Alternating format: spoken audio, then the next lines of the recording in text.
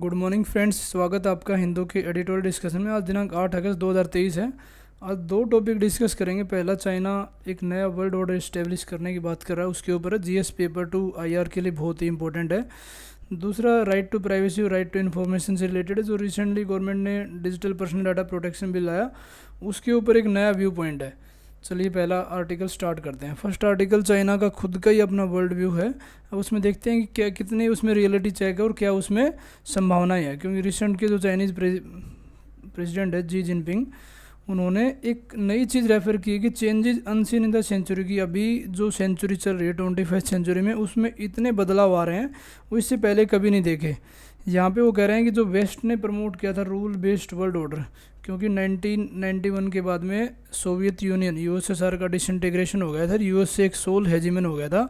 उसके बाद में यूएसए और बाकी वेस्टर्न कंट्रीज़ ने अपने हिसाब से, जैसे उन्होंने डेमोक्रेसी को प्रमोट किया, उन्होंने ट्रेड को प्रमोट किया, उन्होंने न्यू लिबरलिज्म को प्रमोट किया। मतलब उनका जो रूल बेस्ड वर्ल्ड ऑर्डर था वो डिक्लाइन हो रहा है, और जो चाइना चाह रहा है वो वर्ल्ड ऑर्डर वो फ्यूचर में आने वाला है। इसमें चाइना यही कह रहा है कि जो चाइना के द्वारा ड्रिवन वर्ल्ड ऑर्डर होगा ना, वो बेटर होगा। क्योंकि आज के दिन जो वर्ल्ड ऑर्डर है वो पूरा डिसऑर्डर में है, एसिमेट्री है, फ्रेगमेंटेशन है। कैसे है डिसऑर्डर आप देखो, रशिया यूक्रेन का एग्जांपल दे सकते हो कि वहाँ पे कितना वॉर के कारण पूरा वेस्टर्न कंट्री और रशिया कितने इन्वॉल्व हो गए। दूसरा, एसिमेट्री, नॉर्थ और साउथ का डिवीजन बहुत ज़्यादा हो गया। फ्रेगमेंटेशन, वर्ल्ड में मल्टीपोलर इस टाइप में बने हुए हैं कि आपस में कॉन्फ्लिक्ट है। साउथ एशिया में अलग से कॉन्फ्लिक्ट है, अफ्रीकन कंट्रीज में अलग से कॉन्फ्लिक्ट है। तो उसको ये चाइना कह रहा है कि हमारे द्वारा जो वर्ल्ड ऑर्डर ड्रिवन होगा वो अच्छा होगा, जो कि आज के दिन चल रहा है उससे। क्योंकि जो changes unseen in the century, उन्होंने कहा कि ये चाइना का अपने आप में एक अंडरलाइन प्रिंसिपल है। और स्पेशली जो जी जिनपिंग है, जो 2027 तक अब प्रेसिडेंट रहेंगे, उन्होंने कहा कि ये उनका एक कोर वो है जिसको ये फुलफिल करना चाह रहे हैं।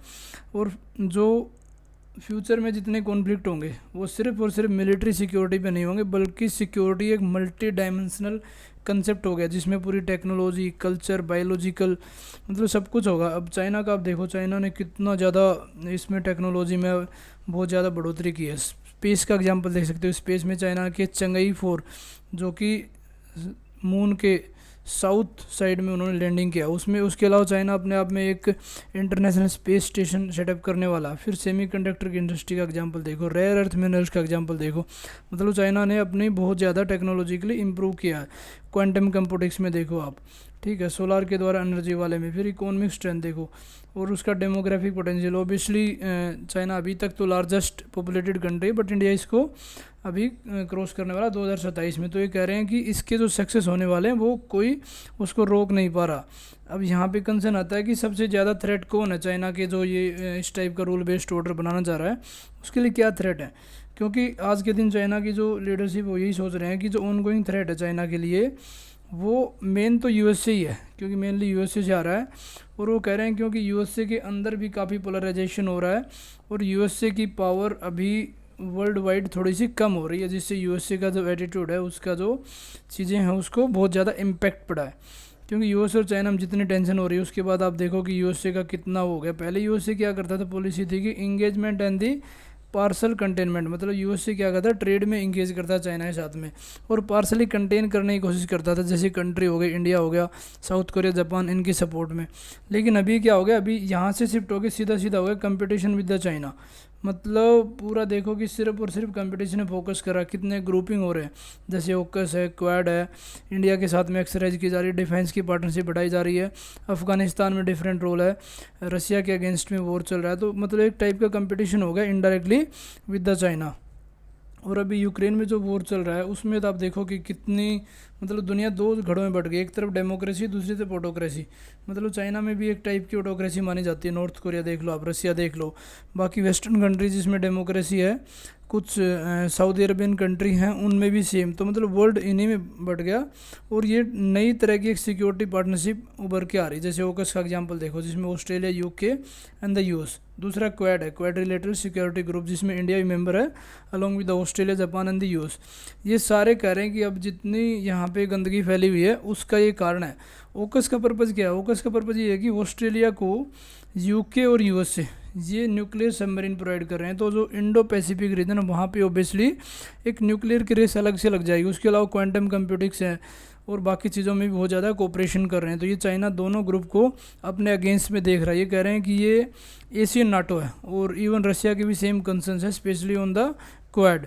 और चाइना ने अपने कंसर्न्स बताए कि जब जैसे ही रशिया यूक्रेन वॉर स्टार्ट हुआ तो यूएस से ताइवान की तरफ और ज़्यादा झुकाव में हो गया, क्योंकि आपने देखा होगा कि चाइना और ताइवान के भी आपस में कॉन्फ्लिक्ट चल रहे हैं। चाइना ने बहुत सारी एक्सरसाइजेज साउथ चाइना सी में कंडक्ट किए हैं, जिसके कारण ताइवान को डराने की कोशिश की है।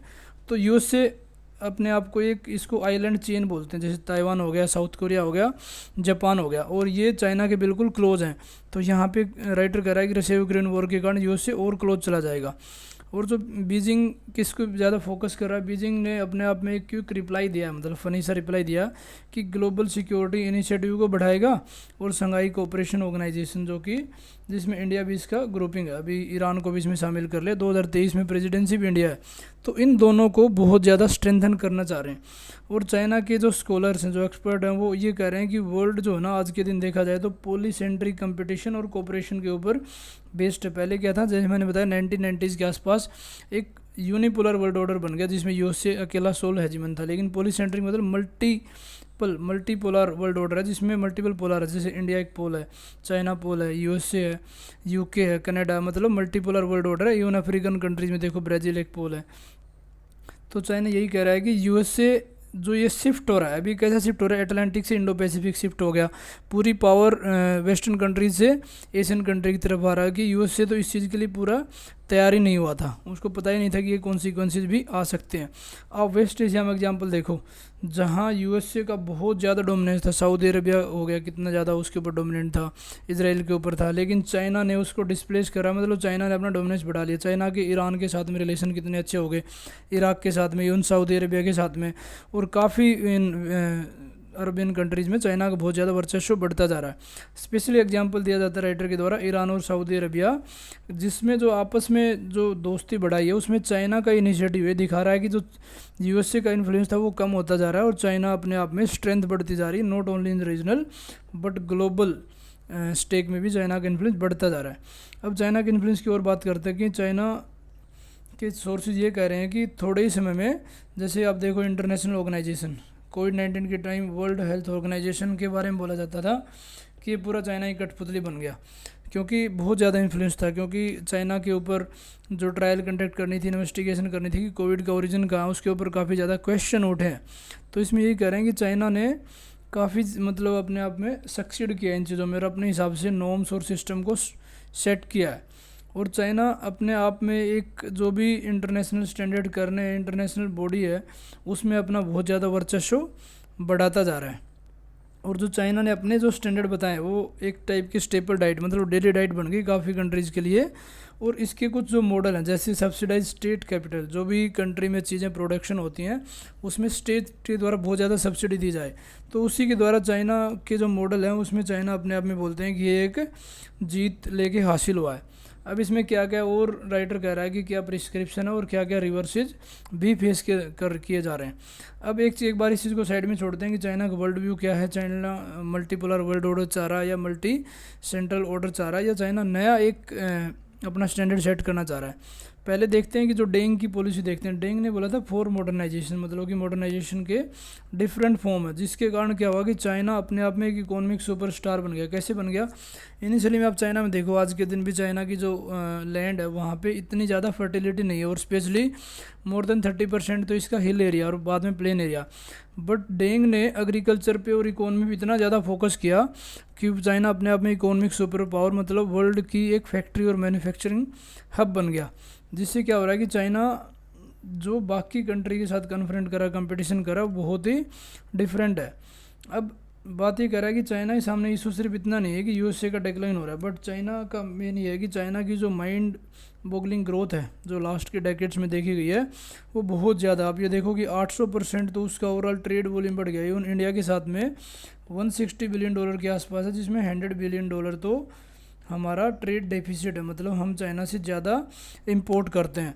उसकी जीडीपी कितनी ज़्यादा बढ़ गई, आप देखो कि 800 लोगों को चाइना ने आउट ऑफ पॉवर्टी निकाला। ऑल्दो इंडिया ने भी 240 मिलियंस को आउट ऑफ पॉवर्टी निकाला 1991 एलपीजी रिफॉर्म्स के बाद में। लेकिन चाइना की जो प्रोग्रेस है बहुत ही एक्सपोनेंशियल है। अब देखो पॉलिसीज़ की बात कर लो कि मतलब उसकी कितनी अच्छी ग्रोथ है और आज के दिन पूरा एविडेंट है। और दूसरी तरफ ये देखो कि अभी कह रहा है कि यहाँ पे तो चीज़ें थी कि चाइना ने ग्रोथ बहुत बढ़िया की, बट उसके कुछ रिवर्सेज भी यहाँ पे देखने को आ रहे हैं, क्योंकि जो जी की पॉलिसीज़ हैं मिस्टर जी जिनपिंग की, वो अपने आप में ये है कि जो पहले कम्युनिस्ट फिलोसफी जिसमें सब कुछ स्टेट ओन था, उसमें और मार्केट ओरिएंटेड पॉलिसी, इन दोनों में काफ़ी कॉन्ट्राडिक्शन आ रहा है। मतलब अगर मार्केट ओरिएंटेड होगी तो यहाँ पे फ्री मार्केट पे फोकस किया जाएगा, लेकिन फिर से revival of the communist philosophy मतलब स्टेट का कंट्रोल होगा, तो उसके कारण दिक्कतें ज़्यादा आएंगी, क्योंकि गवर्नमेंट का बहुत ज़्यादा इकोनॉमिक रियाम में कंट्रोल बढ़ता जा रहा है। अभी आगे देखते हैं कि किन किन चीज़ों में बहुत ज़्यादा इन्फ्लुएंस चाइना का स्टेट करता जा रहा है। सबसे पहले देखो कि जो प्राइवेट सेक्टर है उसके ऊपर बहुत ज़्यादा रेस्ट्रिक्शन लगाए हैं, क्योंकि सब कुछ ये बाई ऑर्डर करना चाह रहे हैं। जी जिनपिंग अपने आप में बहुत ही स्ट्रॉन्ग लीडर है। कोविड-19 पेंडेमिक के टाइम आप देखो कि कितने उन्होंने ड्रैकोनियन मेजर्स लाए, मतलब हांगकांग वाला लॉ एक्ट लाया, उसके बाद में ताइवान के ऊपर इन्होंने बहुत असर्टिव पॉलिसी दिखाई, जितने प्राइवेट सेक्टर थे उनके रूल्स बदले, ठीक है। Freedom of speech and expression को बहुत ज़्यादा सप्रेस किया। जो इनका जिनजियांग रीजन है वहाँ पे इनके अलग ही कैंप चल रहे हैं। तो यही कह रहे हैं कि 3 साल के लॉकडाउन में स्टेट ने बहुत ज़्यादा पावर को हथिया लिया है, और काफ़ी मतलब सीवियर इकोनॉमिक सेटबैक भी देखने में मिले हैं, जिससे कि लोगों की ज़िंदगी में बहुत ज़्यादा असर पड़ा है। अब मेन तो क्या था कि जो चाइना की जीरो कोविड पॉलिसी थी उसके कारण बहुत ज़्यादा इम्पैक्ट पड़े, और दुनिया की नज़रों में चाइना थोड़ा सा यहाँ पे गिर गया। काफ़ी जो मल्टीनेशनल कंपनीज हैं उन्होंने चाइना को छोड़ भी दिया, क्योंकि यहाँ पे फ्यूचर ही सर्टेन नहीं था कि चाइना क्या करने वाला है। क्योंकि मेजर जितने टेक्नोलॉजी कंपनीज़ के ऊपर इन्होंने क्रैक डाउन किया, उनके ऊपर छापे मारे, रियल सेक्टर को भी, मतलब इन्वेस्टर के ऊपर अपने आप में एक धक्का लगा कि कैसे ये चाइना में इन्वेस्ट करेंगे। और ये है कि चाइना अगर चाह रहा है कि यूएसए को दूर करना चाह रहे हैं आज के दिन में, तो उसको दोनों चीज़ देखनी पड़ेगी कि क्या रियली पॉलीसेंट्रिक कंपटीशन और दी कोऑपरेशन वर्ल्ड ऑर्डर की बात कर रहा है, या चाइना अपने द्वारा लेड किया वर्ल्ड ऑर्डर। क्योंकि चाइना की खुद की पॉलिसी देखो, डेट ट्रैप पॉलिसी है चाइना का, स्ट्रिंग ऑफ पर्ल्स जो कि पूरे इंडियन ओशन में इंडिया को इंसर्कल करने की पॉलिसी है। दूसरी तरफ इसका आप देखो कि जैसे हम्बनतोता पोर्ट है श्रीलंका, ग्वादर पोर्ट है पाकिस्तान का, उसका बेल्ट एंड रोड इनिशिएटिव है। ये अपने आप में कह रहा है कि इंफ्रास्ट्रक्चर का है, बट अल्टीमेटली ये चाइना अपने आप का वर्चस्व इस्टेब्लिश करना चाह रहा है यूरोपियन और अफ्रीकन कंट्रीज़ में। तो इसमें राइटर फोकस कर रहा है कि अगर ऐसा चाह रहा है कि रियली में पॉलीसेंट्रिक वर्ल्ड ऑर्डर चाह रहा चाइना, तो उसको बहुत ज़्यादा शिफ्ट करने पड़ेंगे अपनी अप्रोच में और पॉलिसी में। क्योंकि और तो चाइना का देखो कि जीडीपी ग्रोथ भी अभी थोड़ी कम हुई है, जो चाइना कह रहा था कि उसको डबल करनी है, बट उसको डबल करने के लिए उसको हेल्थी ग्रोथ इंश्योर करनी पड़ेगी। एम्प्लॉयमेंट के इश्यूज़ वहाँ पे आ रहे हैं, और स्टेटिस्टिक्स भी ठीक नहीं है। एजिंग पॉपुलेशन सबसे बड़ा रीज़न है। ऑल्दो चाइना ने अपनी पॉपुलेशन कंट्रोल कर ली, लेकिन पॉपुलेशन बूढ़ी होगी। इसके बारे में ये बात बोला जाती है कि China will grow old before getting more developed country, मतलब चाइना खुद ही बूढ़ा हो जाएगा जब डेवलप कंट्री बनने से पहले। तो ये इनके लिए बहुत बड़ा कंसर्न्स है। नया इकोनॉमिक मॉडल है, उसमें इनको क्या करना पड़ेगा कि वेजेस को रेज करना पड़ेगा, कुछ स्ट्रक्चरल रिफॉर्म्स करने की ज़रूरत है। अगर ये अल्टरनेटिव थ्योरी ऑफ मॉडर्निटी चाह रहे हैं कि भाई हम पॉलीसेंट्रिक वर्ल्ड ऑर्डर इस्टेब्लिश करना चाह रहे हैं, तो रोल जो स्टेट है वो थोड़ा सा इनोवेशन को प्रमोट करना चाहिए, न कि सिर्फ सेपरेशन और प्राइवेट सेक्टर के ऊपर रेगुलेशन बनाने में, ताकि इनकी इकोनॉमी बोस्टर हो। और जो वेस्ट की फ्री मार्केट कंसेप्ट है उसको अगर आप बीट करना चाह रहे हो तो आपको ये करना पड़ेगा। लेकिन अभी सवाल ये उठता है कि चाइना का जो मॉडल है, अभी जो इस टाइप का मॉडल है, वो वेस्ट ने अपने आप को कहा कि हमारा रूल बेस्ड इंटरनेशनल ऑर्डर है, जिसमें WTO इनका एक सिंबल है। तो चाइना को इस टाइप का बनाना पड़ेगा कि ये जो फ्रेगमेंटेड वर्ल्ड ऑर्डर उसको चेंज करके पॉलीसेंट्रिक वर्ल्ड ऑर्डर इस्टेब्लिश कर सकें। अब चाइना वह कह रहे कि वेस्ट तो टूट रहा है, ये सच्ची बात है, लेकिन रशिया और यूक्रेन वार के कारण एक चीज़ और भी हुई है, जहाँ पे देखो push comes to the show, कि जब चीज़ें आपके सामने कन्फ्रंट होती हैं तो आप उसको ठीक से कन्फ्रंट करो, प्रॉब्लम को फेस करो। सेम वही हो रहा है कि रशिया यूक्रेन वॉर में चाइना को लग रहा है कि वेस्ट टूट रहा है, लेकिन यूएसए अपने आप में एक लीडर बना है, जिसने रशिया के ऊपर पूरा चेकमेट रखा है। मतलब रशिया को बर्बाद करने की पूरी कोशिश है यूएसए के द्वारा, along with the NATO countries के द्वारा। तो यही कह रहा है कि ये जो मैनेज सिस्टम है, मतलब फ्री विल के अलावा मैनेज सिस्टम की सुपीरियोरिटी अगर इस्टेब्लिश करना चाह रहे हो तो आप ये साफ साफ देख सकते हो। ऑल्दो चाइना ने बहुत ज़्यादा करेक्टिव मेजर्स लिए हैं, उन्होंने अभी रिसेंटली बहुत अच्छा स्टेप लिया है कि जो governor of the People's Bank of China, जैसे हमारा RBI है, उसका गवर्नर अपने आप में एक बहुत अच्छा इकोनॉमिस्ट को वो किया है रेदर देन कोई उनका कम्युनिस्ट पार्टी का। तो उसमें लोगों को भी कॉन्फिडेंस होगा चाइना की इकोनॉमी में, और उसके कारण क्या होगा कि जो चाइना का इन्फ्लुएंस बढ़ेगा। और जो ली क्वांग जो चाइना के न्यू प्रीमियर हैं वो भी मतलब अभी प्राइवेट सेक्टर को बहुत ज़्यादा फोकस करने वाले हैं। बट अभी तक ये सर्टेन नहीं है कि कौन सी चीज़ होगी, क्योंकि सबसे बड़ा कंसर्न्स तो यहाँ पे हो रहा है ताइवान पे आप देखो रशिया मतलब चाइना और ताइवान के कितने कॉन्फ्लिक्ट हो रहे हैं। ऊपर से यूएस से उसकी सपोर्ट कर रही है। अपने आप में बैंक्यू घोस्ट क्या होता है, एक हेलुसिनेशन की फीलिंग लाता है, जो कि आपने पढ़ा होगा शेक्सपियर की मैकबेथ, जो एक डिस्टर्ब माइंड है और वो कुछ भी सोचता रहता है। ये चीज़ें बार बार हो रही हैं, ताइवान के कारण हो रही हैं, क्योंकि जो करंट जितनी टेंशन चल रही है, चाइना अपने आप में अपनी एक मिलिट्री शो कर रहा है, सेम यूएस से मिलिट्री शो कर रहा है साउथ चाइना सी में। तो इसी वजह की मेजर कॉन्फ्लिक्ट हो रहे हैं, not only in the Ukraine वाली फीचर में बट चाइना के आसपास भी, जिससे यूएसए और चाइना दोनों के फ्यूचर के ऊपर यहाँ पे कंसर्न्स हैं। और सेम एशिया पैसिफिक रीजन में, क्योंकि इंडिया भी स्टेक में आता है, बाकी कंट्रीज स्टेक में आते हैं, तो ये चीज़ें यहाँ पे देखनी पड़ेंगी। न तो इसमें यूएसए पीछे जाने वाला है चाइना वाले इशू में, न चाइना पीछे जाने वाले में। तो यहाँ पे सिनेरियो वही बनता है कि दोनों को अपने ऑब्जेक्टिव डिफाइन करने पड़ेंगे कि कैसे ताइवान की तरफ अपने स्ट्रेटजिक चीज़ों को इंश्योर किया जाए। और अकेला ताइवान नहीं है कि जहाँ पे यूएसए और चाइना के कॉन्फ्लिक्ट हैं, बट बाकी जगह भी कॉन्फ्लिक्ट है, बट ये एक कोर चीज़ें बनी हुई है। तो दोनों को एक कॉमन ग्राउंड की ज़रूरत है ताकि चीज़ें इतनी न बिगड़ें और हम एक पॉलीसेंट्रिक वर्ल्ड ऑर्डर इस्टेब्लिश कर सकें। ये तो पूरा आर्टिकल हमने चाइना के ऊपर डिस्कस किया। चलते हैं नेक्स्ट आर्टिकल पे। Next article right to privacy और राइट टू इन्फॉर्मेशन दोनों के ऊपर है, क्योंकि अभी जो पर्सनल डाटा बिल जो गवर्नमेंट ने इंट्रोड्यूस किया है, ये तो नास्कॉम के हिसाब से कह रहा है कि ये तो डिजिटल इकोनॉमी बहुत ज़्यादा बूस्ट करेगा, क्योंकि जितना डाटा होगा, data is a new oil, data जिसके पास होगा तो इकोनॉमी ऑटोमेटिक बूस्ट होगी। बट ये कह रहे हैं कि जो डिजिटल पर्सनल डाटा प्रोटेक्शन भी 2023 में गवर्नमेंट ने इंट्रोड्यूस किया है, उसके जो रियल पर्पज़ है वो कुछ डिफरेंट ही है, क्योंकि इसने डाटा माइनिंग को तो लीगलाइज कर दिया rather than safeguarding the right to privacy. मतलब राइट टू प्राइवेसी जो पुत्ता स्वामी केस में बोला गया कि फंडामेंटल राइट है, उसके वायलेशन में कहीं ना कहीं इसके क्लोज हैं। क्योंकि जो राइट टू प्राइवेसी है, ये 9 जज बेंच जो कॉन्स्टिट्यूशन बेंच थी सुप्रीम कोर्ट ने, उन्होंने इसको असर्ट किया था कि भाई ये फंडामेंटल राइट है, इसको वायलेट नहीं किया जा सकता। और अपने आप में ये एक इंटरनेशनल स्टैंडर्ड सेट किया था कि राइट टू प्राइवेसी बहुत ही ज़रूरत है, क्योंकि डिजिटल एज में इसके वायलेशन के चांसेस ज़्यादा हैं। अभी जो बिल लोकसभा में इंट्रोड्यूस किया है, उसमें उसके ऊपर बहुत ज़्यादा डिबेट आ गई कि राइट टू इन्फॉर्मेशन और राइट टू प्राइवेसी को कैसे बैलेंस किया जाए along with the digital personal data protection bill. क्योंकि राइट टू इन्फॉर्मेशन आप देखो, आरटीआई के तहत कितनी इन्फॉर्मेशन आप ले सकते हो, इवन आप चाहे मनरेगा की हो, फूड सिक्योरिटी की हो, या कोई गवर्नमेंट स्कीम, उसके बारे में आप पता कर सकते हो। इससे क्या होता है, गवर्नमेंट में अपने आप में ट्रांसपेरेंसी और अकाउंटेबिलिटी आती है, और ट्रांसपेरेंसी अकाउंटेबिलिटी डेमोक्रेसी के जो कोर फीचर्स हैं वो है। और आरटीआई में आप देखो, आरटीआई ने इतनी ज़्यादा डेमोक्रेटिक प्रोसेस को बहुत ज़्यादा डीपन किया। जब तक लोग जागरूक नहीं होंगे तब तक कोई फ़ायदा ही नहीं है, मतलब डेमोक्रेसी का। अब्राहम लिंकन ने एक बहुत बड़ी बात की थी, if you want the country safe let the people know everything about the functioning of the government. लेकिन अभी जो डाटा प्रोटेक्शन बिल है, उसमें राइटर कह रहा है कि इसने राइट टू इन्फॉर्मेशन को और राइट टू प्राइवेसी को दोनों को ही अंडरमाइन किया है, क्योंकि अपने आप में ये कॉम्प्लीमेंट्री और कॉम्पिटिंग राइट है। अब ये तो आप ध्यान से समझना इस चीज़ को ना, कि दोनों राइट्स अपने आप को कॉम्प्लीमेंट करते हैं। कॉम्प्लीमेंट कैसे करते हैं, जैसे आपको राइट टू इन्फॉर्मेशन, आप किसी स्कीम के बारे में जानना चाह रहे हो, बट उसी स्कीम को आप जानना चाह रहे हो, लेकिन उसमें इन्फॉर्मेशन वही ली जाए जो पब्लिक इंटरेस्ट में काम आती हो, तो हो गया कॉम्प्लीमेंट्री। लेकिन अगर इन्फॉर्मेशन ऐसी हो जो किसी की प्राइवेसी को हैम्पर कर देगी, तो वहाँ पे ये कॉम्पिटिंग राइट हो जाएगा। क्योंकि राइट टू प्राइवेसी का मतलब ये है कि जो गवर्नमेंट का इंट्रूजन है वो ज़्यादा से ज़्यादा न हो, हमारी लाइफ में इंट्रूजन हो ही ना हो। मतलब सीधा सीधा हो गया कि not to interfere in our personal sphere. लेकिन दोनों में कई बार कोई टेंशन भी आ जाती है। यहाँ पे एग्जांपल दिया जाता है जो एमजी नरेगा है, Mahatma Gandhi national rural employment guarantee act है, जिसमें 100 डेज़ का एम्प्लॉयमेंट मिला जाता है और वेजेज होते हैं डेली के। इसमें अनस्किल्ड काम कोई भी आप कर सकते हो।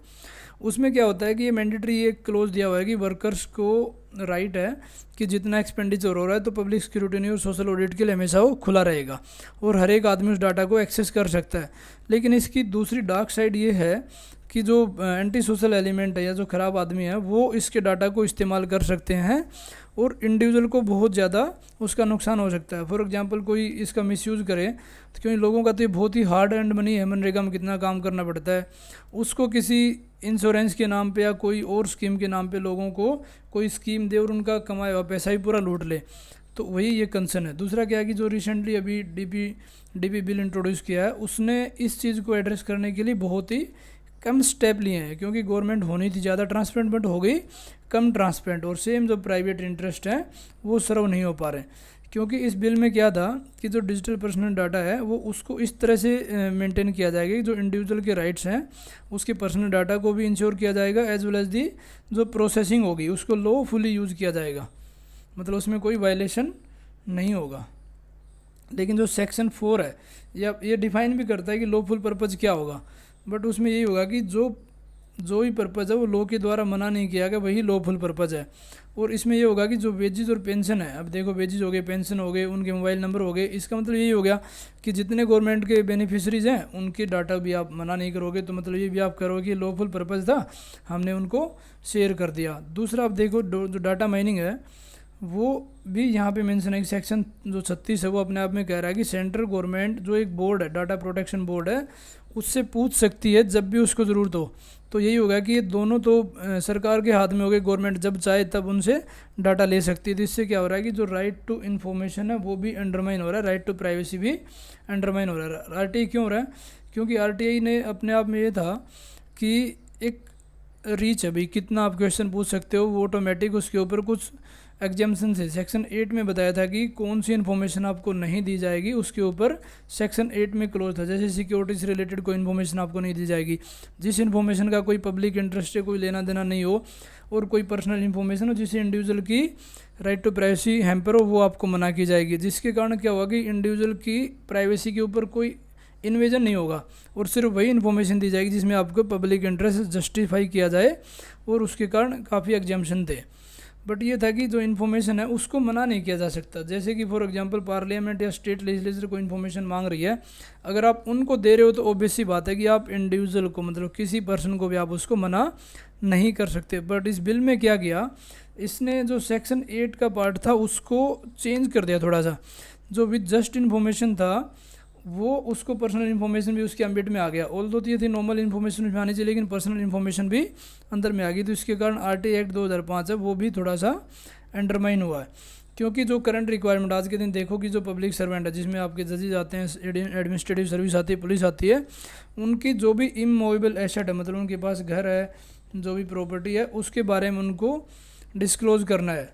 लेकिन यही होगा कि अब इसको मना हो गया, तो ये ऑब्वियस सी बात है कि ये तो पर्सनल इन्फॉर्मेशन एक साइड देखा जाए तो, लेकिन ये पर्सनल इन्फॉर्मेशन का अल्टीमेटली पब्लिक इंटरेस्ट है। फॉर एग्जांपल किसी इंडियन एडमिनिस्ट्रेटिव सर्विस के ऑफिसर ने बहुत ज़्यादा होर्डिंग ऑफ दी एसेट कर दिया, तो अल्टीमेटली किसका हुआ, या तो करप्शन की मीन से या किसी अदर मीन से है, तो उसका अल्टीमेटली इम्पैक्ट पब्लिक के ऊपर पड़ा। तो इससे पता ही नहीं कर पाओगे कि कौन पब्लिक सर्वेंट इस टाइप की चीज़ें कर रहे हैं, उनकी एसेट कितनी है। तो ये ऑब्वियसली एक सोशल, पॉलिटिकल और लीगल कॉन्टेक्स्ट को इग्नोर कर दिया। और दूसरा क्या है कि जो डीपी बिल है उसमें और भी कमियां है, मतलब काफ़ी शॉर्ट कमिंग है। जो डाटा प्रोटेक्शन बोर्ड है, जो अपने आप में एक ओवरसाइटिंग बॉडी है जो पूरा मैनेज करेगी, बट उसमें दिक्कत ये आ रही है कि उसका जो चेयरपर्सन और मेंबर है वो गवर्नमेंट के द्वारा ही अपॉइंट होंगे। जब गवर्नमेंट के द्वारा अपॉइंट होगा तो यहाँ पे क्या आएगा, कॉन्फ्लिक्ट ऑफ इंटरेस्ट आएगा, मतलब सीधा सीधा ऑफिस ऑफ प्रॉफिट हो गया, और उनकी पूरी लगाम सरकार के हाथ में होगी, तो वो पूरी तरह से एक्शन नहीं ले सके। तो यही होगा कि अपने आप में एक लेम डक हो गया कि कोई वीक बॉडी कर दी रेदर देन ए वॉच डॉग। यहाँ पे यूरोप का एग्जांपल दिया जाता है, तो जनरल डाटा प्रोटेक्शन बिल है वो अपने आप में एक बेंचमार्क है, हाई स्टैंडर्ड है, जिसमें एक स्ट्रॉन्ग वॉच डॉग था, जो कि क्योंकि वहाँ की जो सोसाइटी ऑलरेडी लिटरेट्स है, डिजिटल और फाइनेंशियल लिटरेसी बहुत ज़्यादा है, और सोसाइटी को एम्पावर करने की ज़रूरत है। फ्रांस का एग्जांपल दिया जाता है कि फ्रांस ने गूगल को 50 मिलियन यूरो का फ़ाइन किया था। तो मतलब इतनी स्ट्रॉन्ग वॉचडॉग होनी चाहिए कि वो अपना काम इंडिपेंडेंटली करे। लेकिन कुछ लोग ये कह रहे हैं कि जो डाटा प्रोटेक्शन बिल है वो भी अपने आप में एक पेपर टाइगर बन गया, क्योंकि उसमें दिक्कत ये है कि डाटा प्रोटेक्शन की बात नहीं है, डाटा कलेक्शन की बात है कि आप डाटा इतना ज़्यादा कलेक्ट कर रहे हो, उस डाटा का कभी ना कभी हैम्पर होगा, राइट टू प्राइवेसी पे खतरा आएगा। तो जो डाटा कलेक्शन है उसमें इंडिया में तो डिस्कस ही नहीं किया, मतलब जो अभी हमने डीपी बिल लिया है उसमें डाटा कलेक्शन की तो हमने बात ही नहीं की। तो ये बहुत ही इंपॉर्टेंट, ये क्लोज हमें करने की ज़रूरत है। जो वीक बोर्ड है, तो ऑब्वियस सी बात है कि हमारे देश में देखो कितनी ज़्यादा लिटरेसी है, लोगों को डिजिटल और फाइनेंशियल नॉलेज है ही नहीं। अगर वहाँ पे प्रॉपर तरीके से क्लोज नहीं होंगे, डिजिटल प्रोटेक्शन बोर्ड जो है उसके पूरी तरह एम्पावर नहीं होगा, तो कैसे लोग अपनी ग्रीवांसेस को वहाँ पे करेंगे। तो वही कह रहे हैं कि ऑलरेडी हमारा लीगल सिस्टम इतना ओवर बर्डन हो रखा है, तो सिटीजन को जो भी लीगल रिकोर्स लेने अपनी ग्रीवांसेस को एड्रेस करना है, तो जो प्राइवेसी है उसको ध्यान से रखना पड़ेगा। राइट टू प्राइवेसी और राइट टू इन्फॉर्मेशन दोनों को बैलेंस करने की ज़रूरत है। ये तो पूरा हमने एडिटोरियल डिस्कशन किया। Thank you for watching.